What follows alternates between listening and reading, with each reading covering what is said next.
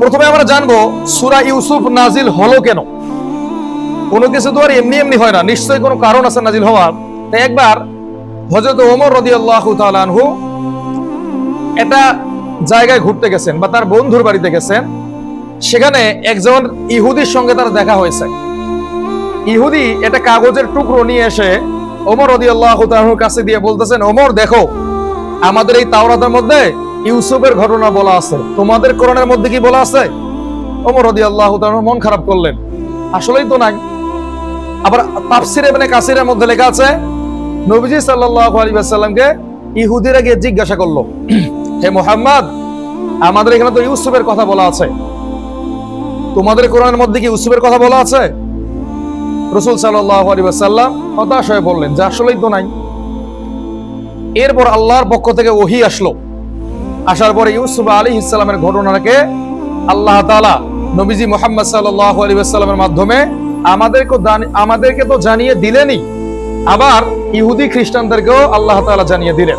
আলহামদুলিল্লাহ, যাবতীয় প্রশংসা বিশ্ব জগতের মালিক আল্লাহ তাআলার জন্য, যিনি নিজ কুদরতে দুনিয়ার সমস্ত কাজ থেকে আমাদেরকে বিরত রেখে পবিত্র এই জুমার দিনে হাজারো মানুষের ভিতর থেকে যাচাই বাছাই করে জুমার নামাজে উপস্থিত হওয়ার তৌফিক দান করেছেন।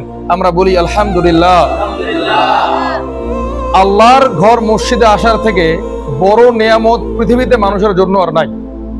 যারা কাফের তাদের সৌভাগ্য হবে না তারা মসজিদে আসবে, আর যারা মুমিন তারা আবার কখনো অশ্লীল জায়গায় গিয়ে টিকতে পারবে না। হয়তোবা সে ভুলক্রমে যাবে, কিন্তু সেখানে সে স্থায়ীভাবে থাকতে পারবে না। যেমন একটা বিয়ে বাড়িতে গান বাজতেছে, একজন মুমিন যায় চিন্তা করবে এখান থেকে আসতে পারলে আমি বাঁচি, কিন্তু একজন মুশরিককে যদি পাঠানো হয় সে মনে করবে এটা আমার জান্নাত, এখানে যতক্ষণ থাকতে পারবো আমি জান্নাতের ভিতরে আছি।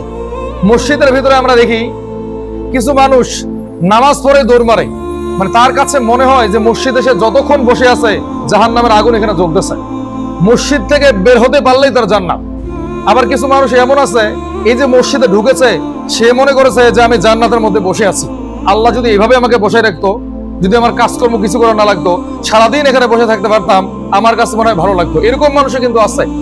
তো আল্লাহ তাআলার এই নিয়ামত সবাই পাবে না, আর আল্লাহ তাআলা এরকম সৌভাগ্যবান বান্দা সবাইকে বানাবেও না। তো দরুদ পড়ি রসুলের প্রতি, যে রসুলের উম্মত হতে পেরে আমরা অত্যন্ত সৌভাগ্যবান, যে রসুলের উম্মত হতে চেয়েছিল। অসংখ্য নবী আল্লাহর কাছে বলেছিল যে হে আল্লাহ, নবী হতে চাই না, আখিরে নবীর উম্মত বানান। তখন তার উম্মতরা জিজ্ঞাসা করেছিল, আপনি নবী হতে চান না, কারণটা কি? তখন এই নবী তার উম্মতকে বলেছিল, কিয়ামতের দিনে এই উম্মতের মধ্যে ৭২ খাতার জান্নাতের মধ্যে যাবে, যেটা অন্যান্য উম্মতের ভিতরে যাচ্ছে না। হাজারে যে ৯৯৯ জন জাহান্নামে যাবে, আর একজন যে জান্নাত যাবে, এই একজন হচ্ছে উম্মতে মুহাম্মাদের ভিতর থেকে বেশি। কিয়ামতের দিন জান্নাতের গেটের মধ্যে লেখা থাকবে, আগে মুহাম্মদ এই জান্নাতের মধ্যে প্রবেশ করবে, এরপরে তার উম্মতরা প্রবেশ করবে, এরপর অন্যান্য উম্মতেরা। তো এই রসুলের প্রতি আমরা সকলে দরুদ পড়ি, সবাই বলি সাল্লাল্লাহু আলাইহি ওয়াসাল্লাম। আজকে আপনাদের সামনে আমি একটি গুরুত্বপূর্ণ সূরা নিয়ে আলোচনা করব। এই সূরাকে আমরা জানি ইউসুফ জুলাইখার প্রেম কাহিনী নামে, তবে এটা সম্পূর্ণ মিথ্যা, বানোয়াট। বাংলাদেশের এক শ্রেণী আলেমেরা সূরা ইউসুফকে ইউসুফ জুলাইখার প্রেম কাহিনী বানিয়ে দিয়েছেন, অথচ এই সূরায় একটা আয়াত নাই যেখানে ইউসুফ জুলাইখার প্রেম কাহিনীর কথা বলা আছে। বরং এই সূরার মধ্যে 3টা কথা বলা আছে। এক নম্বরে বলা আছে, দিনের পথে থাকে তখন সর্বপ্রথম তার ভাইরা তার শত্রু হয়ে যায়, এরপর পরিবার শত্রু হয়, এরপর রাষ্ট্রের মানুষেরা শত্রু হয়, এটা বলা আছে। দ্বিতীয়ত বলা আছে, যে ব্যক্তি ধৈর্য ধারণ করবে আল্লাহ তাআলা পরবর্তীতে তাকে পুরস্কার তো করবেই, কোনো কোনো ক্ষেত্রে তাকে রাষ্ট্রপ্রধানও বানিয়ে দিতে পারে। 2 নম্বরে বলা। 3 নম্বরে বলা আছে, যারা তার বিরুদ্ধে আজকে ষড়যন্ত্র করলো আল্লাহ তাআলা তার এমন একদিন নিয়ে আসবে, এই লোকগুলো গিয়ে তার কাছে পা ধরে ক্ষমা চাইবে। মূলত এই 3টা বিষয় এখানে বলা আছে, কিন্তু এইভাবে আজ পর্যন্ত আমি কোনো আলেম ওলামার কাছে শুনি নাই। শুধু সবাই এক কথাই বলে ইউসুফ জুলাইখার প্রেম কাহিনী। তো আজকে আমরা দেখব যে মূলত এখানে ইউসুফ জুলাইখার প্রেম কাহিনী না অন্য কোনো প্রেম কাহিনী। তো আমি সংক্ষেপে সামারিটা আপনাদেরকে বলি। সূরা ইউসুফের মধ্যে 4 থেকে নিয়ে 5 নম্বর আয়াত পর্যন্ত এই দুইটা আয়াতের মধ্যে বলা আছে ইউসুফ আলাইহিস সালাম একটা স্বপ্ন দেখছেন। কি স্বপ্ন সেটা আমি পরবর্তীতে আলোচনা করব। এরপরে বলা তার ভাইরা তাকে কূপের মধ্যে নিক্ষেপ করলো, এটা বলা আছে সূরা ইউসুফের 7 থেকে নিয়ে 18 নম্বর আয়াত পর্যন্ত। এরপর বলা আছে জুলাইখা ইউসুফের সঙ্গে অশালীন কাজ করার চেষ্টা করলো, তখন ইউসুফ আলাইহিস সালাম এই যে একটা দৌড় দিলেন, আল্লাহ তাআলা একে একে সবগুলো জানালা দরজা খুলে দিল। এরপর বলা আছে ইউসুফের রূপে পাগল হয়ে গেল কিছু মহিলা এবং তার সঙ্গে বিবাহ বা শারীরিক সম্পর্ক করার চেষ্টা করলো, এটা বলা আছে সূরা ইউসুফের 31 নম্বর আয়াতে। এরপর যদি আমরা সূরা ইউসুফটা পড়ি দেখতে পারবো ইউসুফ আলাইহিস সালামকে জেলে পাঠানো হলো, তার কোনো অপরাধ নাই, এটা বলা আছে 33, 34, 35 নম্বর আয়াত পর্যন্ত। এরপর আছে মিশরের বাদশা একটা স্বপ্ন দেখলো, এই স্বপ্নের ভিতরে এমন কিছু ছিল যেটা ইউসুফ ছাড়া কেউ ব্যাখ্যা করতে পারে নাই, এটা বলা আছে 43, 44 নম্বর আয়াতে। এরপরে এই সূরার মধ্যে বলা আছে ইউসুফ আলাইহিস সালামকে জেলখানা থেকে বের করে নিয়ে আসা হলো, সে যখন স্বপ্নের ব্যাখ্যা দিল তাকে জেলখানা থেকে বের করে নিয়ে আসা হলো, এটা বলা আছে 46 থেকে 49 নম্বর আয়াত পর্যন্ত। এইভাবে কিন্তু একের পর এক ঘটনাগুলো বর্ণনা করা আছে। তো আমরা ইনশাআল্লাহ শুরু করার আগে সূরা ইউসুফের শুরু করার আগে আল্লাহ তাআলা খুবই গুরুত্বপূর্ণ 3টা আয়াত নাজিল করেছেন। এই 3টা আয়াত সম্পর্কে আমরা আগে জানবো। আল্লাহ তাআলা বলছেন আলিফ লাম র তিলকা আয়াতুল কিতাবিল মুবিন, এটা হচ্ছে সুস্পষ্ট কোরআনের আয়াত। যারা এখানে বুদ্ধিমান আছেন তারা ভাববেন সূরা ইউসুফের যে আয়াতগুলো নাজিল করা এগুলো যদি সুস্পষ্ট আয়াত হয় তাহলে বাকি 113টা সূরার মধ্যে যে আয়াতগুলো আছে এগুলো কি? প্রশ্ন কি এমনই আসে না? আল্লাহ তাআলা এখানে বলতেছেন স্পষ্ট যে এগুলো হচ্ছে সুস্পষ্ট কোরআনের আয়াত, তাহলে বাকি যে এই যে 113টা সূরার মধ্যে আয়াত আছে তাহলে এগুলো কি? এখানে এই কথা দ্বারা প্রমাণ করা হচ্ছে এখানে যে গল্পটা নিচে আল্লাহ তাআলা বলতেছেন এটাকে গল্প বলা যাবে না, এটাকে বলতে হবে কি কোরআনের আয়াত। কি বলতে হবে? এটা কোরআনের আয়াত, এটা কোনো গল্প না। তার মানে আপনাদের সঙ্গে আজকে আমি গল্প শেয়ার করতেছি না, আপনাদের সঙ্গে শেয়ার করতেছি কোরআনের আয়াত। দ্বিতীয় নম্বরে আল্লাহ তাআলা বলছেন ইন্না আনজালনাহু কুরআনান আরাবিয়্যান লাআল্লাকুম তাকিলুন, এই কোরআনকে আমি আরবি ভাষায় অবতীর্ণ করেছি যাতে করে মানুষ বুঝতে পারে। আরবি ভাষা কতটা সহজ সংক্ষেপে বলি। আরবিতে পদ 3 প্রকার, ইসম, ফাইল, হরফ। বাংলায় 5 প্রকার, বিশেষ্য, বিশেষণ, সর্বনাম, অব্যয়, ক্রিয়া। ইংরেজিতে 8 প্রকার ইত্যাদি। এখান থেকে আমরা একটা সংক্ষেপে ধারণা পাইলাম কি আরবিতে পদ নির্ণয় করা সহজ।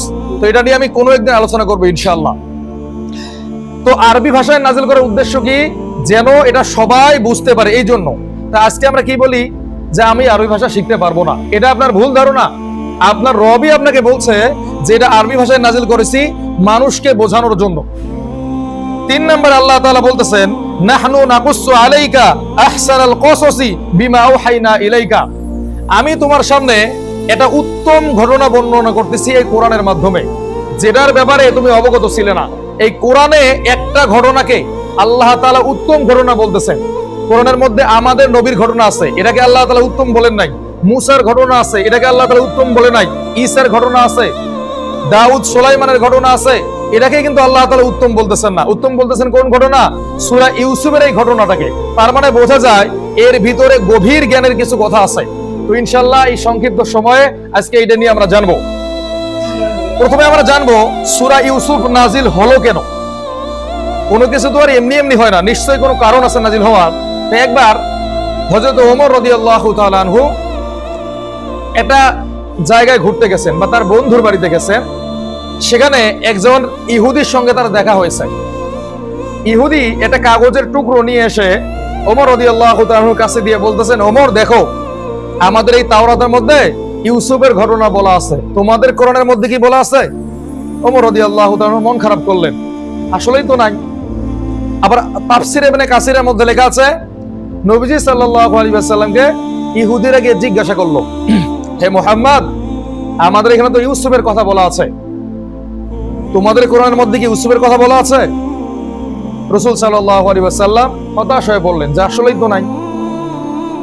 এরপর আল্লাহর পক্ষ থেকে ওহী আসলো, আসার পরে ইউসুফ আলাইহিস সালামের ঘটনাকে আল্লাহ তাআলা নবীজি মুহাম্মদ সাল্লাল্লাহু আলাইহি ওয়াসাল্লামের মাধ্যমে আমাদেরকে তো জানিয়ে দিলেনই, আবার ইহুদি খ্রিস্টানদেরকেও আল্লাহ তাআলা জানিয়ে দিলেন। তো প্রথমে বলা হচ্ছে ইউসুফ আলাইহিস সালামের কিন্তু 11 জন ভাই, ইউসুফ আলাইহিস সালাম সহ।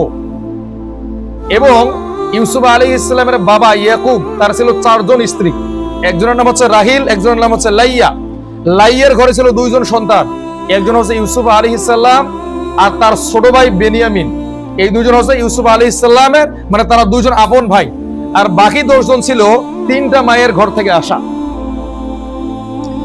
এই 10 ভাইয়ে ইউসুফ আলাইহিস সালামকে সহ্য করতে পারতো না।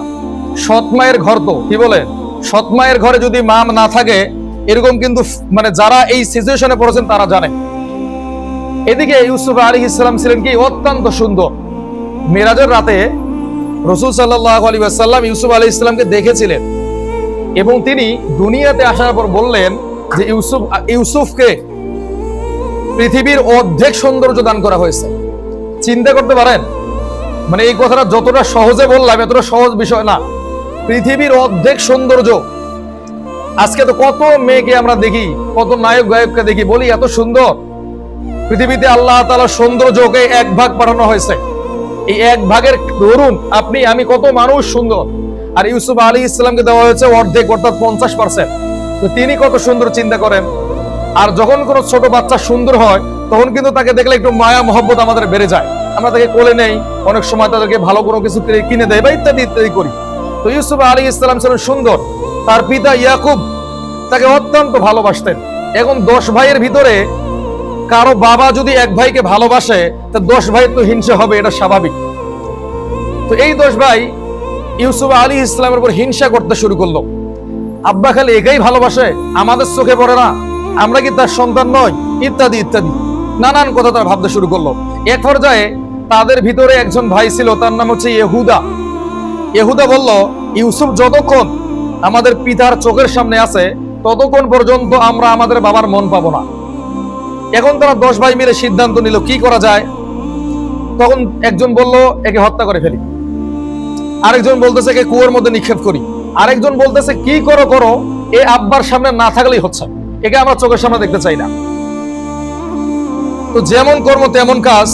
একদিন তারা ইউসুফকে বুদ্ধি দিল, হে ইউসুফ, আমরা তো ওই মাঠের মধ্যে বকরি চড়াইতে যাই, সেখানে গিয়ে খেলা করি, তোমরা আমাদের সাথে চলো, তুমিও আমাদের সঙ্গে চলো, সেখানে গিয়ে আমরা সবাই মিলে একসঙ্গে খেলা করব। ইউসুফ আলাইহিস সালামকে তার পিতা অত্যন্ত মহব্বত করতেন, এই জন্য তাকে ভাইদের সঙ্গে পাঠিয়ে দিতেন না। কারণ তিনি আশঙ্কা করতেছিলেন যে তার ভাইরা হিংসার বর্ষবর্তী হয়ে তাদের কোনো ক্ষতি করতে পারে।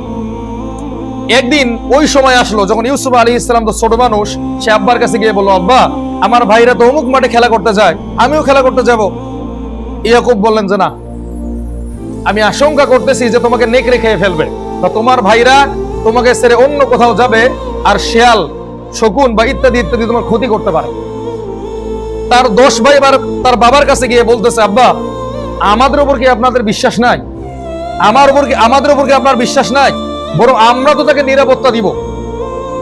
তাকে যদি নেকড়ে এসে খেয়ে ফেলে বা তাকে যদি নেকড়ে আঘাত করে, আমরা তো আসি তাকে রক্ষা করার জন্য। মানে জোর করে তাকে তার বাবার কাছ থেকে নিয়ে যাওয়া হলো। নিয়ে যাওয়ার পরে পুরো রাস্তায় তার উপর টর্চার করা হলো, তাকে থাপ্পড় মারা হলো, ঘুষি দেওয়া হলো, গালিগালাজ করা হলো, যে তুমি কি এমন করেছো যে তোমার আব্বা শুধু তোমাকেই ভালোবাসে, তোমার ভিতরে কি আছে, তুমি মরতে পারো না, তুমি এলাকা থেকে চলে যেতে পারো না। মানে তার ভাইরা যত ধরনের গালাগালি আছে সব তাকে করতে শুরু করলো। এক পর্যায়ে তারা একটা কূপের কাছে গেল। কূপের কাছে যাওয়ার পরে একজন বলতেছে একে হত্যা করে ফেলি, এই তো আমাদের জন্য মানে এ আমাদের রাতের ঘুম কেড়ে নিয়েছে, এই আমাদের বাবা থেকে আমাদেরকে বিচ্ছিন্ন করেছে, একে আমরা চোখের সামনে রাখবো না। তখন ইহুদা বলতেছে যে না, তোমরা কিন্তু প্রতিশ্রুতি করেছিলে তাকে হত্যা করবে না, তোমরা তাকে শুধুমাত্র বাবার চক্ষু থেকে আড়াল করবে। এখন তারা চিন্তা করলো যে তাকে তো হত্যা করা যায় না, কি কূপের মধ্যে ফেলে দিল। তারা ভাবলো যদি কূপের মধ্যে পড়ে বেঁচেও যায়, তাহলে এই রাস্তা দিয়ে যে সমস্ত বাণিজ্যিক কাফেলা যাবে তারা তো এই কূপ থেকে পানি পান করবে, তারা এখান থেকে তাকে উঠিয়ে মিশরে নিয়ে যাবে। কিন্তু আল্লাহ তাআলার কৌশলের উপর কারো কৌশল আছে। তাকে যখন 10 ভাই মিলে কূপের মধ্যে ফেলে দিল, জিবরাইল আলাইহিস সালাম ওই সময় কূপের মধ্যে আসলেন এবং বিশাল আকারের একটা পাথর তার নিচে বসিয়ে দিলেন। এবার পাথরের উপর বসে ইউসুফ আলাইহিস সালাম সুন্দর করে বসে থাকলেন, কিন্তু তিনি উঠতে পারতেছেন না, কেননা এটাই আল্লাহর হুকুম। আল্লাহ চাইলে তো তাকে উঠিয়ে দিতে পারতেন, কিন্তু দিলেন না, কেননা আল্লাহর পরিকল্পনা অনেক অনেক বড়, যেটা আমাদের চিন্তা ভাবনার বাইরে। ওই পথ দিয়ে যাচ্ছিল একদল কাফেলা মিশরে বাণিজ্য করার জন্য। এক পর্যায়ে তাদের তৃষ্ণা আসলো, তখন তারা একজন গোলামকে পাঠালো, যাও ওই কূপ থেকে পানি তুলে নিয়ে আসো। কূপের মধ্যে বালতি নামিয়েছে, এই বালতির মধ্যে ইউসুফ আলাইহিস সালাম উপরে এসেছে। ইউসুফ আলাইহিস সালামের সৌন্দর্য দেখে এই গোলাম অবাক হয়ে গেল, এত সুন্দর একটা ছেলে এই কূপের মধ্যে, এটা কি ভাবা যায়? তখন সে বলল যে এই কথাটা আমি কাউকে বলবো না, এই যত সুন্দর ছেলে, একে যদি আমরা বিক্রি করি মেলা টাকা পাবো। আগেরকার দিনে কিন্তু মানুষকে বিক্রি করা যেত, জানেন, গোলামকে বিক্রি করা যেত। এমনও শরীয়তের বিধান ছিল, কেউ যদি কাউকে কিনে নেয়, মনে করেন আমি একটা মহিলাকে কিনে নিয়েছি, সুতরাং সে আমার গোলাম, সে আমার স্ত্রী, তাকে আমি যা ইচ্ছা করতে পারবো, এটা শরীয়ত বৈধতা দিয়েছিল। এখনকার যুগে কি ওটা কার্যকর হবে? এটা রহিত হয়ে গেছে, ওটা ওই সময় ছিল বৈধ। এখনকার দিনে দেখবেন কিছু মানুষ মুসা আলাইহিস সালামের দলিল এনে এই সময় কার্যক্রম চালাতে চায়। মুসা আলাইহিস সালামের যুগে 2 রাকাত নামাজ ছিল, এখন কেউ যদি এই যুগে বলে আমি 2 রাকাত পড়বো, হবে? হবে? আবার মুসা আলাইহিস সালামের যুগে মানুষ মানুষকে সেজদা করতে পারত, এখন কেউ যদি এই যুগে করতে চায়, হবে? হবে না। তার মানে যে নবীর সময়ে যে শরীয়ত ছিল ওই শরীয়ত অনুযায়ী চলেছে। আমাদের নবীর যে শরীয়ত, আমরা এটাকে মানবো। ইউসুফ আলাইহিস সালামকে এই ব্যক্তি গোপন রাখলো, রাখার পরে তাদের কাছে গিয়ে পানি নিয়ে গেল। নিয়ে যাওয়ার পরে এক পর্যায়ে কোনো না কোনো ভাবে এই বাচ্চাকে বা ইউসুফ আলাইহিস সালামকে তার সফর সঙ্গীরা দেখে ফেলেছে। দেখার পর বলতেছি, এত সুন্দর যুবক তোমার কাছে কেমনে? তখন ওই 7 ভাই দৌড়ে আসলো, এসে বলতেছে এই আমাদের গোলাম, আমরা একে বিক্রি করব। তারা চিন্তা করলো একে যখন তুলেই নিয়ে যাচ্ছে তো আমরা কিছু মুদ্রা গ্রহণ করি, সমস্যা কি? এবার তারা দৌড়ে এসে বলতেছে এই তো আমাদের গোলাম, এই ভুল করে কূপের মধ্যে পড়েছে, আমরা তাকে বিক্রি করবো ভাবছিলাম কিন্তু খুঁজে পাচ্ছি না, তো আপনারা যদি একে গ্রহণ করেন তাহলে আপনাদের কাছে আমি বিক্রি করব। মাত্র 14 দিরহামের বিনিময়ে তার ভাইকে বিক্রি করে দিল। এবার এই সমস্ত কাফেলা ইউসুফ আলাইহিস সালামকে নিয়ে মিশরের বাজারে চলে গেল। যেতে যেতেই কোন এক দূতের মাধ্যমে বার্তা দিল যে তুমি বাজারের মধ্যে গিয়ে বলো যে আমরা খুব সুন্দর একটা ছেলেকে নিয়ে আসতেছি। ইউসুফ আলাইহিস সালামকে যখন বাজারের মধ্যে নিয়ে যাওয়া হলো, যাওয়ার পরে অনেক মানুষের সমাগম হলো। ইউসুফ আলাইহিস সালামের রূপে সৌন্দর্যে পাগল হয়ে গেল সবাই। সে বলতেছে 1000 দিরহাম দিব, কেউ বলতেছে 2000 দিরহাম, কেউ বলতেছে 3000 দিরহাম, মানে তাকে নেওয়ার জন্য সবাই ব্যস্ত হয়ে পড়লো। কিন্তু যে তাকে ওই যে ভাইদের কাছ থেকে ক্রয় করেছিল সে বলতেছে যে না, 1 লাখ দিরহাম হলে বিক্রি করব। আর ওই সময় 1 লাখ দিরহাম মানে এই সময় 1000 কোটি টাকা। তখন এইটা তো একজন রাজা বাদশাই করতে পারবে, অন্য কেউ তো পারে না। তখন একজন বাদশা ছিল, তার নাম হচ্ছে রায়্যান ইবনে ওয়ালিদ। এই রায়্যান ইবনে ওয়ালিদ ইউসুফ আলাইহিস সালামকে 1 লাখ দিরহাম দিয়ে কিনে নিয়ে গেল। নিয়ে যাওয়ার পরে তার স্ত্রীকে বলতেছে যে একে গোলামের মতো রাখিও না, একে আমরা সন্তান হিসেবে গ্রহণ করতে পারি, বা একে পরবর্তীতে আমরা কোনো বড় আসনে তাকে আমরা বসাবো, কেননা আমার মনে হয় তার ভিতরে এমন কিছু আছে যেটা আর 10 জন যুবকের কাছে নাই। এই রায়্যান বিন ওয়ালিদের স্ত্রীর নাম হচ্ছে জোলাইখা। কি নাম? জোলাইখা। তাহলে জোলাইখাকে পরিচয় পাইছেন? রায়্যান বিন ইয়াজিদের স্ত্রীর নাম হচ্ছে জোলাইখা। এই জোলাইখা যখন ইউসুফ আলাইহিস সালামকে ছোট থেকে বড় করতে লাগলো, যখন দেখা যায় 10 বছর হয়ে গেছে, তখন এই জোলাইখার ইউসুফ আলাইহিস সালামের প্রতি আকৃষ্ট হয়ে গেল। সে তার বিরুদ্ধার সঙ্গে খারাপ কাজ করার চিন্তা ভাবনা করলো। এক পর্যায়ে ইউসুফ আলাইহিস সালামকে বারবার প্রলোভন দেখায়, বারবার তার সামনে এটা বোঝানোর চেষ্টা করে যে তুমি আমার প্রেমে পড়ো। কিন্তু ইউসুফ আলাইহিস সালাম কি আল্লাহর দূত বা আল্লাহর নবী? সে তারা কি এরকম করতে পারে? কখনো পারে না। তাই ইউসুফ আলাইহিস সালাম এই জোলাইখাকে পাত্তাই দেয় না। সে মনে মনে চিন্তা করলো আমি এক রাজ্যের রানী, আমার এক কথায় কোটি কোটি যুবক আমার প্রেমে পাগল, আর এই ছেলে আমার কথা শুনে না। সে এক পর্যায়ে তার সমস্ত ধৈর্যের বাঁধ ভেঙে গেল। সে একটা কৌশল করলো, সেই রাজ্যের যত উজির নাজির ছিল সবাইকে একটা জায়গায় পাঠিয়ে দিল, দিয়ে ইউসুফকে একটা ঘরের মধ্যে বন্দী করলো। আর রাজদরবারে কিন্তু অনেকগুলো কক্ষ থাকে, অনেকগুলো দরজা থাকে। একে একে সমস্ত দরজা বন্ধ করে দিল। বন্ধ করে দেওয়ার পরে ইউসুফ আলাইহিস সালামকে বলল এখন তুমি কোথায় যাবে? এখন তোমার তো বাধ্য হয়ে আমি যা বলবো এটা করতেই হবে, তোমার কোনো উপায় নাই।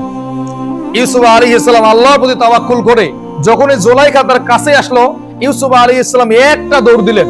তিনি চিন্তা করলেন না যে দরজা মারা, তালা মারা, কোনো কিছু দেখার সময় নেই। তিনি আল্লাহর প্রতি ভরসা করে একটা দৌড় দিয়েছেন, একে একে সমস্ত দরজা খুলে গেল।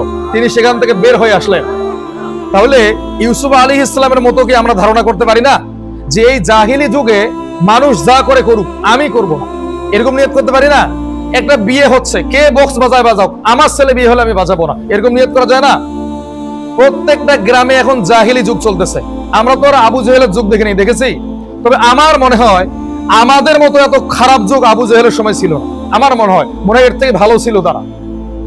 আবু জেহেলের যুগে ছিল কোন একটা পাড়ায় বা কোন একটা এলাকায় কিছু মানুষ খারাপ ছিল, মক্কার মধ্যে মানুষ খারাপ ছিল, মক্কার মধ্যে মূর্তি পূজা করতো। কিন্তু এখন বাংলাদেশে সারা পৃথিবীতে একসঙ্গে মানুষ হারাম কার্যক্রম করতেছে। তো এরকম গ্লোবালি কিন্তু ওই সময় সারা পৃথিবীতে ছিল না। একটা ছেলের মুসলমানি করা হবে, সেখানেও 1 লাখ টাকার ব্যবসা করে বসে আছে। এগুলোকে ইসলাম সমর্থন করে? সামান্য একটু কি জ্ঞান বুদ্ধি আল্লাহ দেয় নাই? যার সামান্য বুদ্ধি আছে, পিঁপড়ার মতো বুদ্ধি আছে, সেও তো বুঝবে যে একটা ছেলে মুসলমানি করালে সেখানে কি বিজনেস করা যায়, সেখানে কি মানুষের দাওয়াত দিয়ে খাওয়ানো যায়। তো এটা কোন ধরনের মন মানসিকতা? এটা তো জাহিলি যুগের থেকেও জাহিলি যুগ আমার মনে হয় পৃথিবীতে শুরু হয়ে গেছে। তো ইউসুফ আলাইহিস সালাম চিন্তা করলেন না কোথায় দরজা, কোথায় জানালা, কোথায় রাজ সিংহাসন, এটা ভাবার সময় আমার নাই। সে একদম দৌড় মারছে, আল্লাহ তাআলা একে একে তার সমস্ত দরজাকে খুলে দিয়েছে। এখন জোলাইখার এই কুকুর মতো অনেকের মাঝে প্রকাশ পেয়ে গেছে। তখন জোলাইখার কিছু সাথী সঙ্গী বলতেছে, জোলাইখা তুমি তো মানুষটা ভালো না, তুমি একটা মেয়েকে বশ করতে পারো না, তুমি একটা ছেলেকে বশ করতে পারো না যে তোমার ঘরে খায়, তোমার ঘরে থাকে, তুমি কি তাকে বশ করতে পারো না? তখন জোলাইখা বলতেছে, তোমরা কি ইউসুফকে চেনো? তারা বলল যে আমরা তো ইউসুফকে দেখেছি মাত্র 1 নজর। তখন জোলাইখা বলতেছে, আমি তোমাদেরকে সবাইকে একটা দাওয়াত করলাম। জোলাইখা তখন সবাইকে দাওয়াত করলো, দাওয়াত করে একটা হল রুমে বসালো, তাদের হাতে একটা আপেল, একটা ছুরি দিল। এবার যখন তারা আপেল কাটবে, ওই সময় ইউসুফ আলাইহিস সালামকে নিয়ে আসলো। ইউসুফ আলাইহিস সালামের দিকে তাকিয়ে এই মহিলা আপেল কাটতে কাটতে হাত কেটে ফেলেছে। তখন জোলাইখা বলতেছে, তোমরা এখন ভেবে দেখেছো যে আমি তার জন্য কেন পাগল? তখন তার এই দাসীরা বলল, আসলেই তো, তার জন্য তো এখন আমরাও পাগল। এখন কি করা যায়? জোলাইখা চিন্তা করলো, এতদিন তো আমি পাগল ছিলাম, কাউকে দেখতে দেয়নি ইউসুফকে, এখন তো তার জন্য সবাই পাগল, এখন কি করা লাগবে? এখন এদিকে আবার জোলাইখার যে স্বামী, সে তো এই তথ্যটা জেনে ফেলেছে এবং ওই সময় রাজ্যের উজির নাজির মন্ত্রীরা বলতেছে তোমার স্ত্রীর চরিত্র এত খারাপ। তখন তার স্ত্রী এবং স্বামী পরিকল্পনা করলো যে আমার স্ত্রী, সে এই রাজ্যের রানী, তার উপর তো দোষারোপ দেওয়া যাবে না। যাবে? আমাদের দলের নেতা কর্মী যত খারাপ হয় হোক, এটাকে কারোর সামনে প্রকাশ করা যাবে? কার উপর চাপাতে হবে? যার কোনো দোষ নেই তার উপর চাপাতে হবে। এখানেও সেম, ইউসুফ আলাইহিস সালামের তো কোনো দোষ নাই, কিন্তু রাজ্যের রানী, তার উপর তো দোষারোপ করা যায় না। এই জন্য তারা ষড়যন্ত্র করে তাকে জেলখানার মধ্যে ঢুকালো এবং মিথ্যা অপবাদ দিল যে ইউসুফ তার সঙ্গে জোর জবরদস্তি করছে। কিন্তু আল্লাহ তাআলা কি করলেন? আরেকটা কৌশল করলেন। ওই যে ঘরের মধ্যে ইউসুফকে বন্দী করে রাখা হয়েছিল, ওই ঘরের মধ্যে ছোট্ট একটা বাচ্চা ছিল। ইউসুফ আলাইহিস সালাম বলছেন, যার মাথায় রুটি রাখা আছে, কাক খেয়ে ফেলতেছে, এই ব্যক্তির খুব তাড়াতাড়ি শুলদণ্ড হবে, মানে তাকে মৃত্যুদণ্ড দেওয়া হবে এবং তাকে রাস্তার মধ্যে ফেলে দেওয়া হবে। কাক এসে তার মাথাটাকে চিবিয়ে চিবিয়ে খাবে। আর যে ব্যক্তি শরাব পান করতেছে, সে 2-1 দিনের মধ্যে এখান থেকে মুক্ত হয়ে যাবে। পরবর্তীতে তারা মনিবকে শরাব পান করাবে। ইউসুফ আলাইহিস সালাম আরো একটা কথা বলেছিল যে এখান থেকে মুক্ত হয়ে যাচ্ছ, মানে যাকে অতি শীঘ্রই মুক্ত করা হচ্ছে, পরবর্তীতে আমার ব্যাপারটা তোমরা রাজার কাছে বলবে। এই ব্যক্তি এবার মুক্ত হয়ে গেল। যাওয়ার পরে 10 বছর তার আর মনে নেই ইউসুফ আলাইহিস সালাম যে এরকম একটা স্বপ্নের ব্যাখ্যা দিয়েছিলেন, তার আর মনে নাই। ওই সময় আবার ওই সময়ের রাজা একটা স্বপ্ন দেখলো। স্বপ্নের মধ্যে তিনি দেখলেন 60টা মোটা তাজা গরু এক জায়গায় বাঁধা আছে, আরেকগুলো গরু যেগুলো চিকন, হ্যাংলা, পাতলা, এই সমস্ত রোগা পাতলা গরুগুলো এই ভালো গরুগুলোকে খেয়ে ফেলছে। আরেকটা স্বপ্ন দেখলো 60টা দানা, পুষ্ট দানা, কিছু শুকনো দানা এই পুষ্ট দানাগুলোকে খেয়ে ফেলতেছে। এই স্বপ্ন দেখার পরে রাজা তো অবাক হয়ে গেলেন, যেটা কেমন স্বপ্ন, এই স্বপ্ন তো কোনো আগামাতা বুঝলেন না। এখন ওই রাজ্যের যতগুলো উজির, নাজির, ওঝা, তান্ত্রিক, সাগরে এক কথায় যা কিছু আমরা বুঝি, সবাইকে ডাক দিয়ে নিয়ে আসা হলো যে তোমরা আমার এই স্বপ্নের ব্যাখ্যা দাও। কেউ ব্যাখ্যা দিতে পারে না। অনেকে বলতেছে এটা আপনার ফালতু স্বপ্ন, অনেকে বলতেছে এটা কোনো স্বপ্ন হইলো, মানুষ তো কত স্বপ্ন দেখে, কোটিপতি হবে, রাজা হবে, রানী হবে, আর আপনি এসব কি স্বপ্ন দেখতেছেন? এক একজনে এক এক কথা বলা শুরু করলো। তখন এই ব্যক্তির মনে পড়ে গেল যে একজন ব্যক্তি তো জেলখানায় আছে, তার সঙ্গে তো আমার কথা হয়েছিল, তার ব্যাখ্যা তো সব সত্যি হয়। তিনি এক দৌড়ে জেলখানায় গেছেন, যা বলতেছেন ইউসুফকে, হে ইউসুফ, আমাদের রাজা তো একটা স্বপ্ন দেখেছে, এই স্বপ্নের ব্যাখ্যা কি তুমি দিতে পারবে? তখন ইউসুফ আলাইহিস সালাম চালাকি করে বলতেছে, হ্যাঁ দিতে পারবো, তবে একটা সত্য আছে। কি সত্য? আমাকে এখান থেকে বের করতে হবে এবং সমস্ত এলাকার জনগণকে ডাকতে হবে, তাহলে আমি আমার স্বপ্নের ব্যাখ্যা দিব। এখন রাজা কি ভাবলো? রাজার মনে কিন্তু খটকা লাগতেছিল যে আসলে স্বপ্নের নিশ্চয়ই কোনো মানে আছে। আমাদের সমাজের নেতাদের মতো তাদের মাথা তো মোটা ছিল না, তারা বেধর্মী হলেও তাদের মাথায় ভালো চিন্তা ছিল। আল্লাহ তাআলা একটা সুন্নাহ কি জানেন? যে শাসক তার জনগণের উপর জুলুম করে না, সে যদি কাফেরও হয়, মুশরিকও হয়, আল্লাহ তাআলার পক্ষ থেকে তার উপর রহমত আসে। আর যদি কোনো মুসলিমও যদি জনগণের উপর নির্যাতন করে, আল্লাহর পক্ষ থেকে সে যতই তাহাজ্জুদ গুজারি হোক আর যতই হজ করে আসুক, আল্লাহ তাআলার পক্ষ থেকে তার উপর গজব আসে। এই বাদশা যদিও মুশরিক, কিন্তু সে তার রাজ্যে জুলুম করতো না। তখন সে চিন্তা করলো কমপক্ষে তার কথাটা তো শুনি, ভালো হোক আর খারাপ হোক। তখন এই রাজা তাকে প্রস্তাব দিল, তোমার স্বপ্ন যদি মিথ্যা হয় তাহলে তোমার কিন্তু ফাঁসি কেউ ঠেকাতে পারবে না। ইউসুফ আলাইহিস সালাম বললেন যে আমি রাজি। এবার একটা বিশাল কনফারেন্স করা হলো, মন্ত্রী ওঝা সবাইকে ডাকা হলো। ডাকার পরে মনে করেন যে একটা মঞ্চ তৈরি করা হলো। মঞ্চের মধ্যে ইউসুফ আলাইহিস সালামকে বলা হলো যে ব্যাখ্যা দাও। তখন ইউসুফ আলাইহিস সালাম বলছে, তুমি যে দেখেছিলে 7টা মোটা মোটা গরু বা পুষ্ট গরু, তরুতাজা গরু, এই গরুগুলোকে যে রোগা পাতলা গরু খেয়ে ফেলতেছে, এর মানে হচ্ছে তোমাদের এই সমাজে 7 বছর আল্লাহ তাআলা রহমত বর্ষণ করবেন। এর ফলে তোমাদের এখানে প্রচুর পরিমাণে ধান ফসল হবে। আর পরে যে তুমি দেখেছিলে যে দুর্বল কিছু শস্য শক্তিশালী এবং মোটা তাজা শস্যকে খেয়ে ফেলতেছে, এর মানে পরের 7 বছর এখানে দুর্ভিক্ষ দেখা দিবে, আসমান থেকে বৃষ্টি আসবে না, সূর্যের রোদ প্রখর হবে, তোমরা চাষাবাদ করতে পারবে না। এবার বাদশার এটা পছন্দ হয়ে গেল যে এইটাই আমার স্বপ্নের ব্যাখ্যা, আসল ব্যাখ্যা। তখন সমস্ত উজির নাজিরেরা তো অপমান হয়ে গেল যে আমরা এতদিন থেকে রাজার সঙ্গে আছি, আমাদের কথা কেউ শোনে না, আর এই জেলখানার আসামি তার কথা শুনতেছে। ইউসুফ আলাইহিস সালামের স্বপ্ন বাস্তব হয়ে গেল। এক পর্যায়ে ইউসুফ আলাইহিস সালাম বললেন, হে মন্ত্রী, হে রাজা, আমি বিশ্বস্ত, আমাকে দায়িত্ব দেন। রাজা জিজ্ঞাসা করলো, তুমি কি বিষয়ে বিশ্বস্ত?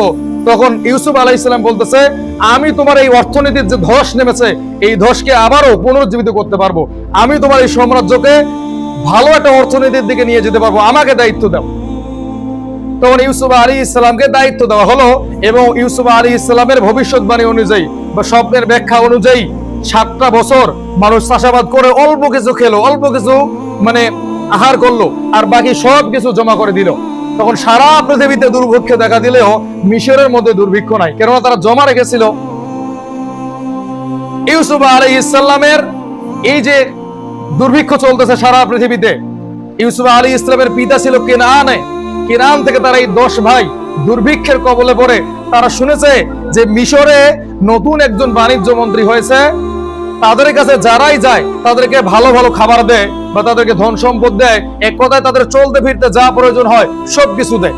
এবার এই 10 ভাই ইউসুফ আলাইহিস সালামের কাছে গিয়ে হাজির। ইউসুফ আলাইহিস সালাম তো তাদেরকে দেখে চিনে ফেলছে, কিন্তু ইউসুফ তো তখন ছোট ছিল, এরা চিনতে পারে নাই। ইউসুফ আলাইহিস সালাম বললেন, সামান্য কিছু তাদেরকে দিলেন, দিয়ে বললেন যে তোমাদের একজন ছোট ভাই আছে না বেনিয়ামিন, তাকে নিয়ে আসো, তাকে যদি নিয়ে আসতে পারো তাহলে তোমাদেরকে আমি আরো কিছু দিব। এই 10 ভাই আবারও কেনানে চলে গেল, গিয়ে তার পিতার কাছে বলতেছে, হে আমাদের পিতা, ওখানে যে রাজা ছিল সে অত্যন্ত ভালো, সে আমাদের ছোট ভাইকে চেয়েছে অনেক কিছু। তখন তার পিতা ইয়াকুব বলতেছে, তোমাদের কথা আমি বিশ্বাস করি না, তোমরা একটা সময় ইউসুফকে নিয়ে গিয়ে হারিয়ে ফেলেছো, তোমরা পরবর্তীতে বলেছো তাকে বাঘে খেয়ে ফেলেছে, আমি আমার এই ছোট সন্তানকে দিতে পারবো না। তখন 10 ভাই বলতেছে যে এবারের মতো তাকে আমাদের কাছে দিয়ে দাও, অবশ্যই আমরা আপনার বিশ্বস্ত এবং আমরা আপনার সন্তান। ইয়াকুব আলাইহিস সালাম তার সন্তানকে দিয়ে দিলেন, বেনিয়ামিনকে। এই বেনিয়ামিনকে নিয়ে আবারও তারা মিশরের মধ্যে চলে গেল। যাওয়ার পরে ইউসুফ আলাইহিস সালামের সামনে যখন গেলেন, তখন তিনি তার এই ছোট্ট ওকে ডাকলেন, বেনিয়ামিনকে ডাকলেন। ডাকার পর বলতেছে, এই ছোট্ট বাচ্চাটা কে তোমরা জানো? এই 10 ভাই বলতেছে, কয় সে তো আমাদের দুধ ভাই বা সৎ ভাই। ইউসুফ আলাইহিস সালাম বলতেছে, তোমাদের সৎ ভাই কিন্তু আমার আপন ভাই, আমি হচ্ছে ইউসুফ আর এ হচ্ছে আমার ভাই বেনিয়ামিন। তখন এই 10 ভাই তো ভয় পেয়ে গেল, আল্লাহ, এ তো এখন বাণিজ্য মন্ত্রী, তার একটা হুকুমে আমাদের অস্তিত্ব থাকবে না। তখন কি করলো? ইউসুফ আলাইহিস সালাম বললো যে তোমাদেরকে আজকে আমি ক্ষমা করে দিলাম। এই নীতি আমাদের এই বাংলাদেশে নাই। এই নীতি আমাদের শাসকদের মাঝে আছে? আমি 5 বছর ছিলাম মানে বিরোধী দলকে দমন করেছি, আবার বিরোধী দল যদি ক্ষমতায় আসে এই 5 বছর এদেরকে দমন করবে, এটাই কাজ। বাংলাদেশের মূলত কাজ এটাই। অথচ অন্যান্য দেশে এই সিস্টেম গুলো নাই। এই কাজটা করা যাবে না, ক্ষমা করা শিখতে হবে। ইউসুফ আলাইহিস সালাম তার পিতা থেকে বঞ্চিত, মা থেকে বঞ্চিত, সম্পদ থেকে বঞ্চিত, তাকে কুয়ার মধ্যে ফেলা হলো, 14 বছর জেল খাটলেন, এরপরও কিন্তু ভাইদেরকে ক্ষমা করে দিলেন। আমরা হলে কি করতাম? 1 সেকেন্ড তার টাইম নেই, গুলি করে হত্যা করতাম, 1 সেকেন্ড। কিন্তু ইউসুফ আলাইহিস সালাম ক্ষমা করলেন এবং সারা পৃথিবীতে আদর্শ রেখে গেলেন যে কেউ যদি আমার উপর অত্যাচার করে তাকে অত্যাচার করা যাবে না, ক্ষমা করে আমাদেরকে শিখতে হবে। ইউসুফ আলাইহিস সালাম এবার এই 10 ভাইকে বলল, এই যে রুমালটা নাও, এই রুমালটা নিয়ে আমার পিতার কাছে যাও। এদিকে তার পিতা ইয়াকুব আলাইহিস সালাম ছেলের জন্য কাঁদতে কাঁদতে কাঁদতে তার চোখ অন্ধ হয়ে গেছে। এখানে বলা যায় যে পিতা ও পুত্রের প্রেম কাহিনী, সন্তান হারিয়ে গেছে, এদিকে পিতা কাঁদতে কাঁদতে তার চোখ দিয়ে এই সমস্ত জায়গাগুলো ঘা হয়ে গেছে কাঁদতে কাঁদতে। যখন ইউসুফ আলাইহিস সালাম যখন তার এই 10 ভাইকে জামা দিতেছিল, তখন ওই সেই কোথায় কিনান কোথায় মিশর, এই কিনান থেকে ইয়াকুব আলাইহিস সালাম বলছে যে আমি যেন আমার সন্তানের ইউসুফের ঘ্রাণ শুনতে পাচ্ছি। তখন আশেপাশে যারা তার সাহাবী ছিল তারা বলতেছে, ইয়াকুব আপনি মনে হয় পাগল হয়ে গেছেন। আপনি যদি পাগলে না হবেন, আপনার সন্তান হারিয়ে গেছে 20 বছর আগে, আপনি এখন তার ঘ্রাণ কিভাবে পান? কিছুক্ষণ পরে তার সন্তানের যখন ফিরে আসলো এবং এই জামা যখন তার চোখের মধ্যে ধরলো, তখন সমস্ত সাহাবীরা বলল, ইয়াকুব আমরা আজকে বুঝতে পারলাম মানে সন্তানের ঘ্রাণ বাবার নাকের মধ্যে লেগেই থাকে। 100টা মানুষ আছে, একজন বাবা ঘ্রাণ শুনে বলতে পারবে ওটা আমার সন্তান।